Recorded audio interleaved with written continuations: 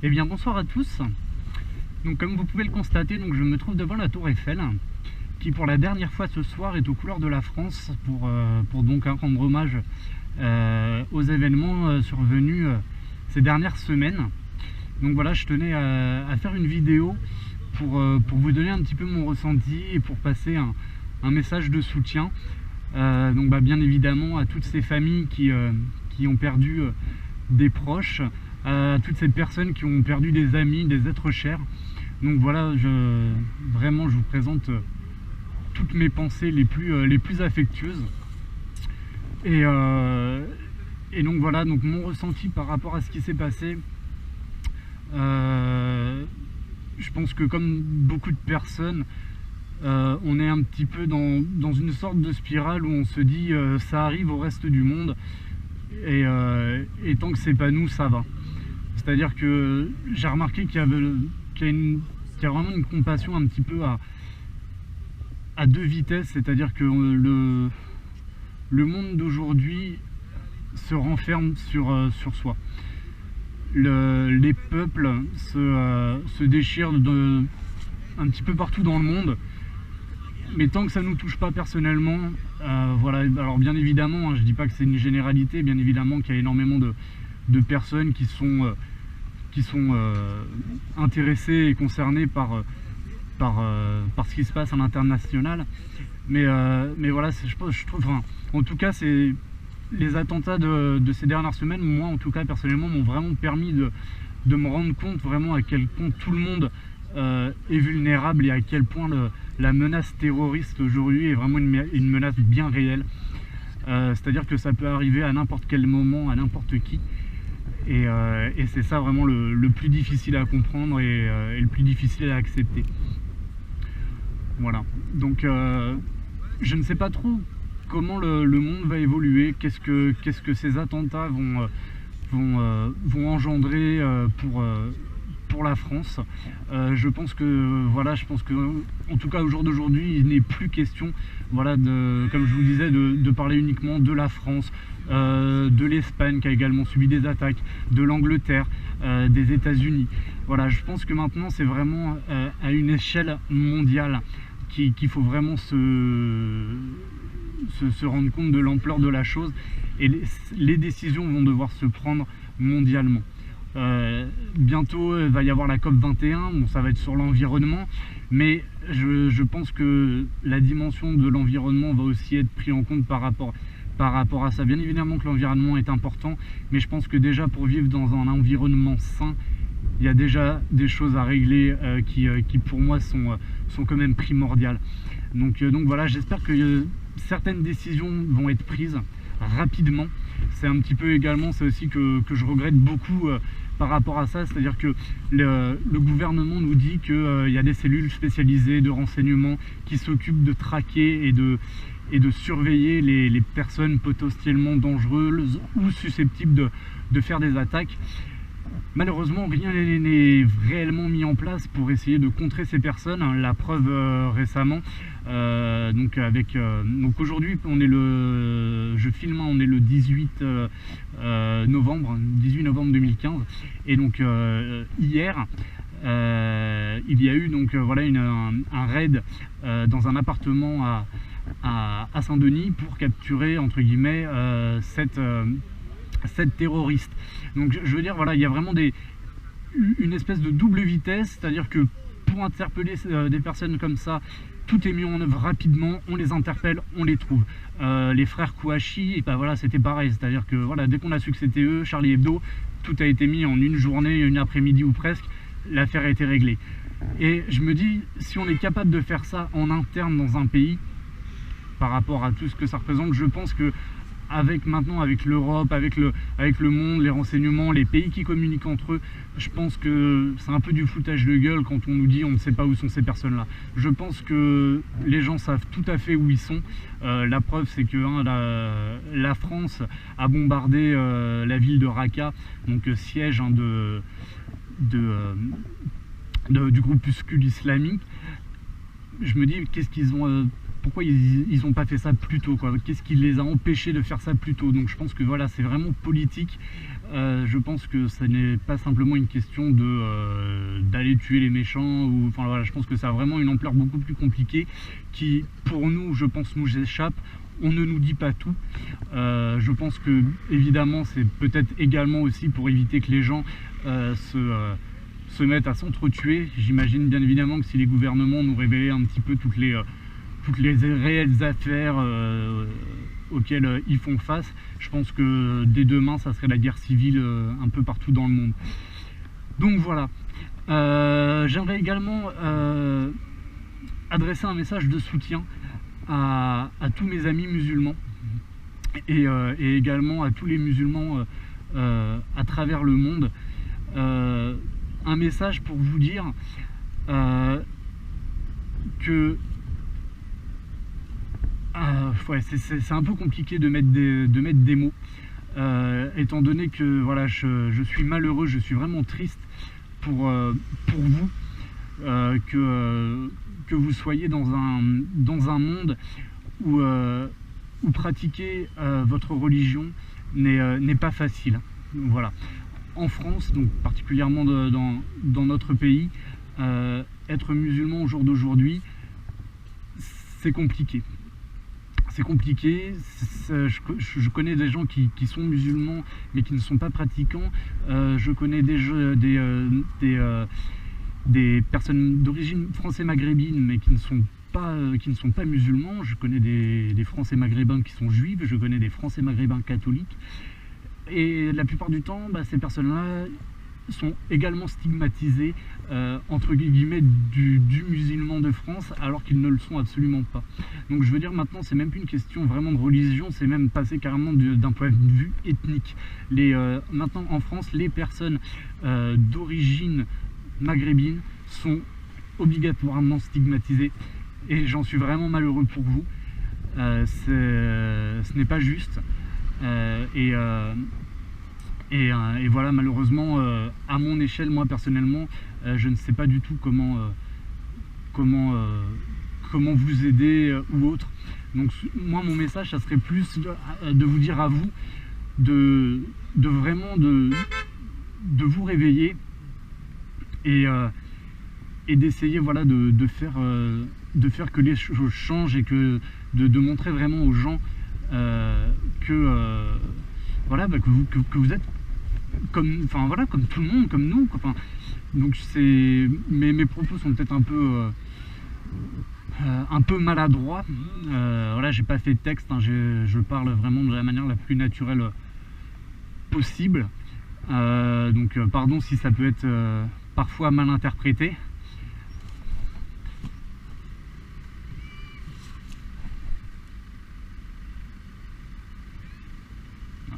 Non, c'est bon. Elle dépose juste quelqu'un. Okay. Ouais, c'est bon. Et bon, j'avais dit qu'il n'y avait pas de daily observation, donc je vais pas réagir par rapport à ça. Donc voilà, donc oui, voilà, ce que je disais, voilà, il y a une image qui m'a vraiment marqué ces derniers temps. C'est cet Américain, musulman, qui s'est bandé les yeux avec deux pancartes à ses pieds, avec marqué, je pense que vous avez dû la voir, hein, elle a circulé beaucoup cette vidéo, avec marqué je suis musulman et on me stigmatise et on me traite de terroriste, et une autre petite pancarte à côté disant si vous me faites confiance, ou si vous en avez rien à foutre entre guillemets, faites-moi un câlin, prenez-moi dans vos bras. Et donc ce monsieur donc était debout, les yeux bandés, les bras tendus, et les gens venaient spontanément pour lui faire une preuve d'affection. J'ai trouvé cette image particulièrement touchante, et ça m'a permis vraiment de réaliser vraiment ce mal-être de la part de ces personnes-là. Moi personnellement, à titre vraiment personnel, je suis athée. J'ai été élevé dans la culture et la tradition catholique, étant né en France, et ayant des parents et une famille de confession catholique. Mais voilà, au jour d'aujourd'hui, je me considère comme athée. La religion pour moi ne signifie pas grand-chose. Je suis beaucoup plus rattaché aux valeurs humaines et aux valeurs voilà, enfin, du monde, le respect de l'autre, le respect de la nature, de son environnement. Enfin voilà, moi c'est vraiment ça qui me porte dans ma vie. Et donc cette image m'a vraiment touché, m'a vraiment permis de prendre conscience de certaines choses. Et j'espère que ça pourra permettre à certaines personnes un petit peu plus, je veux pas dire fermées, mais un petit peu plus, comment dire, enfin bon voilà, vous m'avez compris, mais voilà, des personnes qui sont peut-être un petit peu plus distantes par rapport à une certaine ouverture d'esprit, ou qui sont vraiment renfermées sur eux-mêmes, de se rendre compte un petit peu de ça. Donc amis musulmans, je vous souhaite vraiment beaucoup de courage pour les jours qui vont arriver, pour les années qui vont arriver, et même vraiment pour le futur, car je pense que on se dirige malheureusement vers une 3e guerre mondiale. Je pense que c'est une question de temps. J'espère que non. Je pense que cette guerre mondiale sera bien différente de la première ou de la seconde guerre mondiale qu'on a connue. Je pense que ça ne sera pas du tout la même forme de guerre. Je pense que ça sera une guerre chimique, ça sera une guerre aéronavale, mais je pense quand même que les pertes au sol ne seront pas, voilà, elles seront importantes à mon avis, comme dans toute guerre. Mais voilà, donc vraiment essayer de prendre soin de vous, d'essayer de passer le plus de moments possible avec vos amis, avec votre famille. Essayez voilà, de profiter de chaque instant et de moment de la vie, comme on a pu voir avec les attaques de Paris. C'est du jour au lendemain, ça peut changer, dans la seconde ça peut changer, hein. Par exemple, voilà, je me trouve devant la Tour Eiffel à Paris quelques jours après des attentats suicides dans la capitale. Donc c'est quand même, je pense que la Tour Eiffel est quand même un lieu ciblé et un lieu à risque. Voilà, il y a plein de voitures autour de moi qui me disent que la voiture garée ici peut pas exploser d'un moment à l'autre. Voilà, au jour d'aujourd'hui, c'est dans cette crainte et dans cette peur que les gens vivent. Alors bien évidemment, c'est pas du tout une idée où faut pas rester là-dedans. C'est-à-dire que pour moi, il faut continuer à vivre tout simplement, à prendre plaisir et ne pas s'enfermer chez soi dans la peur. C'est bien évidemment l'inverse qu'il faut faire, c'est continuer à vivre et montrer que malgré tout l'humanité reste forte face au terrorisme. Voilà. Donc j'espère que mes mots auront permis à d'autres de prendre conscience un petit peu de ce qui nous arrive au jour d'aujourd'hui. Si j'ai pu avoir des mots qui étaient maladroits, qui ont pu choquer ou blesser, écoutez, je m'en excuse, hein. Cette vidéo est faite d'un trait, je ne souhaitais pas faire de montage ou faire de répétition, voilà, de choisir mes mots. Je préférais vraiment faire une vidéo qui soit de la plus crue possible, avec les mots qui viennent sur le moment. Donc voilà, j'aurais vraiment beaucoup de choses à dire. Je pense que voilà, également le fait de parler, n'hésitez pas à en parler autour de vous si vous avez des questionnements. Enfin voilà, parler entre vous, échanger. C'est important de ne pas rester avec des questions sans réponse. Si ça vous touche, si les événements vous ont marqué, ben voilà, n'hésitez pas vraiment à en parler autour de vous. C'est important de partager, ça permet de créer des liens et de rester vraiment, voilà, dans cette dynamique que l'on souhaite. Voilà, c'est pour moi, voilà, quand on me demande qu'est-ce que c'est d'être français, c'est une question qui revient beaucoup sur les plateaux télévisés, dans la presse, sur les réseaux sociaux. Voilà, c'est une question qui, depuis quelques années, est importante, à laquelle beaucoup de gens n'ont pas de réponse, ou alors à laquelle beaucoup de gens ont des réponses qui ne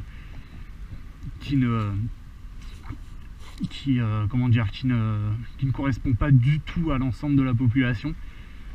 Donc voilà, mais bon, ces personnes-là, il faut les entendre, il faut les écouter aussi, ceux qui ont ce discours-là, pour essayer, voilà, de leur dire, bah écoutez, non, vous vous trompez, c'est pas comme ça que cela fonctionne. Donc voilà, n'hésitez pas à échanger dans les commentaires si vous souhaitez, voilà, si vous souhaitez vous également apporter votre soutien via cette vidéo, bah écoutez, avec grand plaisir. Bien évidemment, ce que je vous demande, c'est que ça ne parte pas en débat et que ça reste vraiment, voilà, dans le respect et dans l'entente cordiale.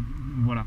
Donc encore une fois, bah voilà, donc grosse pensée pour toutes ces personnes qui ont été impliquées de près ou de loin dans ces attentats, et j'espère que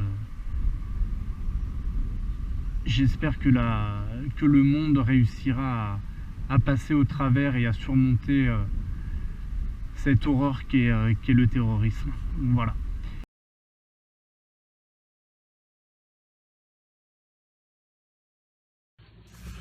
Salam alaikum les gens.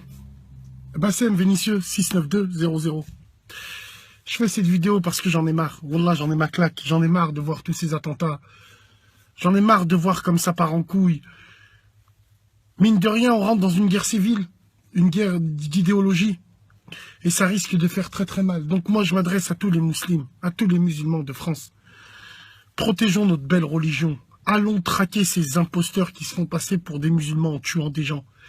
Ça, je vais vous dire une chose, c'est pas les autorités qui vont faire le ménage, c'est pas la DGSI, c'est pas le renseignement, c'est pas tout ça, c'est nous musulmans qui allons à la mosquée, qui allons à la Gémoura, nous musulmans qui prenons les valeurs de la République. C'est à nous de faire le ménage, c'est à nous de traquer ces fils de pute, c'est à nous de voir, de dire à la moindre chose louche, t'en réfères aux autorités, t'es pas une balance, c'est pas pour ça que tu passerais une balance, c'est faux. Bien au contraire, parce que avec cette mentalité-là, en disant je suis pas une balance, demain ça va se trouver, il va se faire péter là où ta mère et ta sœur elles seront présentes. Donc c'est à nous, musulmans de France, qui ont la religion dans le cœur, machallah, qui ont toutes ces valeurs et ces principes de l'islam, religion de paix, religion de partage.